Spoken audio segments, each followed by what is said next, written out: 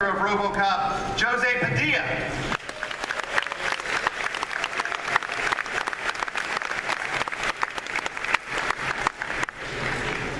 Nice round of applause for the lovely and talented Abby Cornish.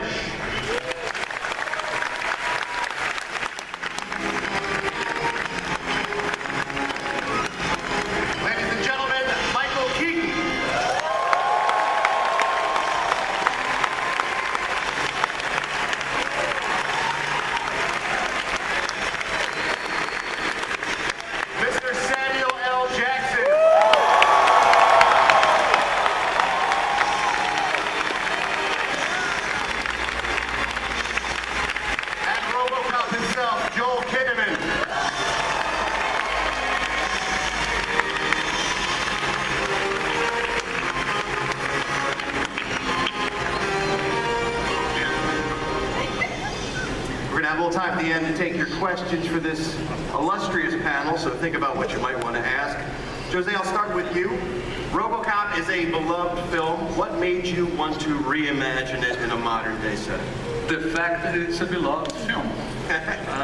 Listen, RoboCop is a brilliant film. I saw it in '87. I was way younger. It's just a film you cannot do again. I mean, we didn't try to redo the same RoboCop because it was perfect the way it was. We just took the concept of RoboCop, and there are a lot of bright ideas in that movie, and we brought it to the present. And we are more and more in a society that RoboCop is relevant. We now actually see drones being used in wars, and we will soon be seeing robots being used in war. As you've seen in the footage, this is going to become a big issue. That's why we tackle this. Yeah, humanity and human rights versus machine is much more relevant now than when the first film was made. It's perfect. Yeah, and the first film saw it, which is a great merit. They saw that way back. Now we have more knowledge of how this is going to go down, and I think it's going to go down exactly as you see. First, we're going to be using machines abroad in foreign policies and interventions, and then we're going to bring machines home. And Michael, Raymond Sellers strikes me as a guy who believes 100% that he's right. Yeah, I mean, I think he sees even more, actually. I think he sees that maybe, you know, how you define what is right and what is wrong. You know, he's a complex dude. He's a big thinker. But if you had to put, you know, he had to check a box, right or wrong, he'd say, no, what I'm doing is basically right. He understands the bigger question and the moral issue and all that, but he sees the bigger picture and he simplifies everything. He's the ultimate pragmatist, and he says, this is your choice. This is the world we live in. Am I wrong because I think if I do this, that the world will be a better place? And if the answer is no, you're not wrong, he says, well, then that's what we need to do. You know, this is the issue at hand. And Sam, Pat Novak, that's a show that could be on television right now.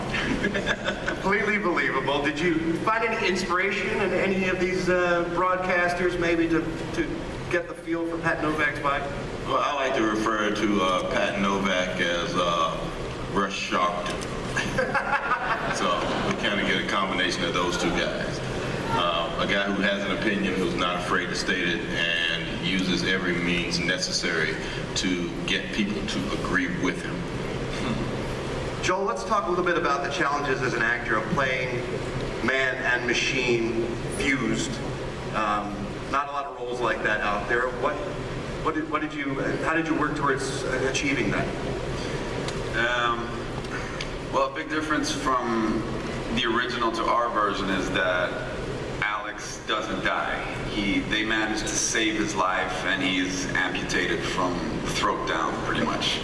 And he has some form of respiratory system inside the armor. And over the course of the movie, he has this internal battle with the artificial intelligence and his own soul, or his own humanity. And that was the challenge to portray that, and that's what I think we were able to do. And Abby, I think this film, more than people would expect, is also a tremendous love story and about a relationship. You want to talk a little bit about your character? Yeah, I think what's nice about the Murphy family is it sort of grounds the film in, in basic humanity. The idea of love, of marriage, of having a child. And so, particularly in the story of RoboCop, because he does become half man, half robot, it's how he is affected on a deeper level in regards to his wife, his child, and the emotions and how that interacts with the robot part of who he has become as well. So it was a really lovely role to play, it was playing the loving, grounded, very wholesome, and it was kind of nice to play a woman who really fought for her man. Jose, did you bring any footage to show these people of RoboCop? Yeah, we got some footage. Would you guys like to see a little bit of RoboCop? Seller's decision to put a man inside the machine, is that a pragmatic one, or does he really think it's going to make the product better if that step is taken? Well, I do it at home at the garage, so. Give me the question again. Is it a pragmatic one or what? Yeah, is he just trying to sell the American people the product, or does he think the product will actually be better? No. He's a believer. He's a believer. I mean, the thing about Sellers is money's fun, and there's a lot of it, and it is fun to make it, but he's way past that. This guy's a big thinker. You may not agree with him, but no, he's a believer. This is something he believes. And like I said, let's make too big a deal of it, but I think he thinks past that question of, is this right or wrong? In fact, I always saw him as a guy who's deeply involved in this, and in that little other part of his brain, he's also thinking of the next move. He's thinking, how do I spin this off into the next thing? Space, probably. Joel, as an actor, when you're wearing a shield that obscures half of your face, you find yourself having to use other tools to try to get your performance out there? I'm not going to say what Michael just said. Well, in all the scenes where there's like social interaction, the visor comes up. So as soon as he's threatened, or when a crime is committed in his near vicinity, that's when the visor comes down. So in all the interactions, the actual scenes, the visor is up, except when I'm pissed, because then it comes down. So. There was some jaw action. I had to perfect my jaw, my jaw acting. I think I got a lot better at it. Getting close to the end of the movie, I'd be angry with only my mouth. Nailed the jaw. Like that thing. All right, let's take some questions from the audience. I'm sure you guys have questions for this panel. We turn the light up on our microphone and get our first question up there.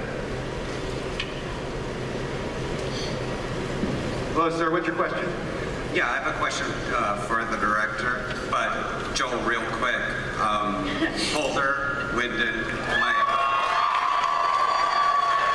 my favorite TV duo since Mulder and Scully. Just great. I love you guys. Thanks, man. Jose, huge fan of the Elite Squad series. Huge fan. Great visual style, big on socio-political commentary, and that was the same with the original RoboCop. Are you bringing that to this version? Yeah, listen, our movie has, it's about something, it's fun, it has a lot of action as you've seen, but it's also a movie that talks about the near future. Right now we are already seeing drones being used in wars, right? And if you think about it for a second, we will soon be seeing robots being used in wars, and this has any law enforcement, and this has a huge impact in society. When a policeman, for instance, makes a mistake and shoots a child, you can judge the policeman. You can say, you can put him on trial. It makes sense. If a robot makes a mistake and shoots a child, you cannot judge a robot. Whose mistake is it? Is it the software manufacturer? Is it the city that put the robot down there? All of these issues are going to be more and more present, and the movie deals with them all throughout its plot, So there is a social issue, and there's also a lot of fun and irony. Like Pat Novak is a very ironic character that shows a little bit of the state of the media, biased media, and I think we kept a lot of the original. Thank you. Hi, what's your question? Hi.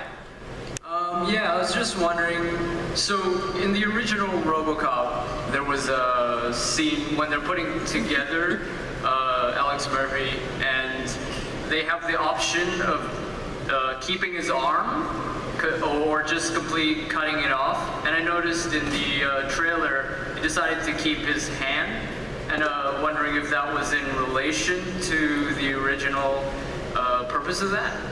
No. Well, there is a premise in our movie, which is this. I'm going to spell it out anyway. So,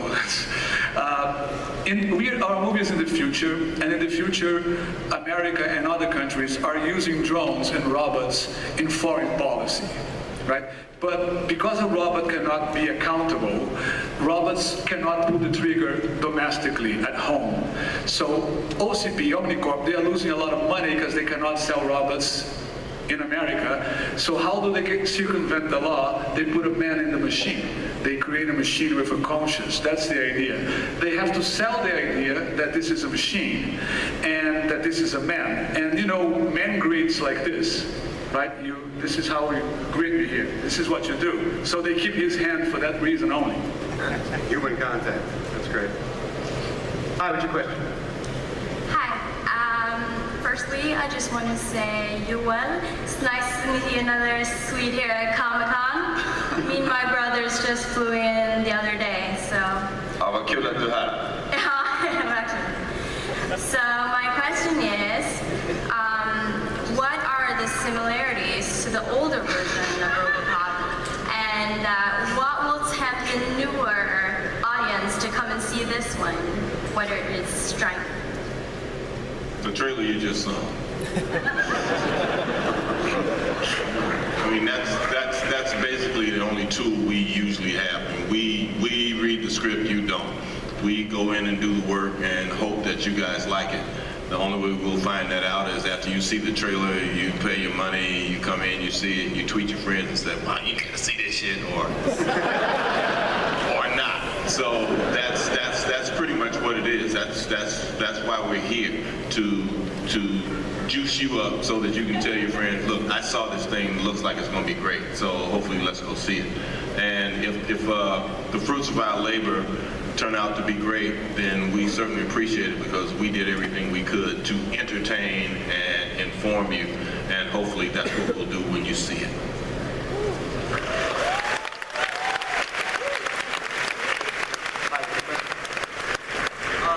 My question is, how is Michael Keaton, by the way, Batman, awesome. My question is, how is the role that you play in this movie different from other roles that you played? This is mine? Oh, everyone. I think it was for you, Michael. I'm sorry. Do you have a preference, heroes or villains, who to play in terms of when you consider a role? No, I kind of don't think about anything until I see it, and then I think, oh yeah, I'm up for one of these. And the thing about this one was, Jose and I, he's, I guess, technically, he's not a villain, he's kind of an antagonist. I don't really see him necessarily as, he's certainly not a standard villain. But I'm sorry, I'm going to try to answer your question. This one was kind of complex, because I didn't want to do the, cliche bad guy. Also, he wasn't written like that, and Jose didn't want him to be played like that. And I would say this one is different in that it's not, I'm trying to think of if I've ever played someone who's, kind of not executive, but probably, and he's certainly not white collar. I don't know what he is. I don't think, well, Bruce Wayne was a big thinker, but underneath he was a vigilante too. And he was darker and a little more, I find this guy actually basically really healthy, mentally healthy. Just whether you agree with him or not is another issue. But I don't really, just different in that I've never played a guy who was supposed to be a billionaire, except Bruce was close. In '89, he was probably worth a few $100 million. I'm sorry, I hope that answers it. We have time for one more question, sir. All right, thank you. Mr. Jackson and robots, we're going to go see this movie. All right, so actually I am a cyborg here. You can see I'm wearing Google Glass. Was the purpose of the story to show that technology is something that should be feared, or just that the people should be feared, whether or not technology is involved? Right, technology is not a thing that exists of itself, right? Technology is always made and used by people, deployed by people. So at the end of the day, you know, you should never fear a gun. You should fear the guy that's holding the gun, because the gun doesn't shoot itself. And it's the same thing with technology. Now, having said that, and looking at what human beings have done with guns, we should have a lot of very afraid about technology in the near future. And this movie talks a little bit about that, because it talks about what happens when you have a lot of imbalance between, you know, let's say a country that has drones and robots in war and a country that doesn't have it. How does a human being fight a robot? I mean, the robot can't die, the human beings can. So the movie talks about that, I think, in a big way, and then also in a fun way, you know, in an ironic way, just like the first RoboCop. We also have something that's going to happen, which is technology is going to meet living beings. We're going to have, you know, more and more we have interventions, like people can put chips in brains to recover vision, and we're going to have a mixture between man and machine. This is going to happen, right? And RoboCop is just the perfect movie to address that, you know, and we try to do it. Well, next year we all get to see it. 2014 RoboCop will be hitting theaters.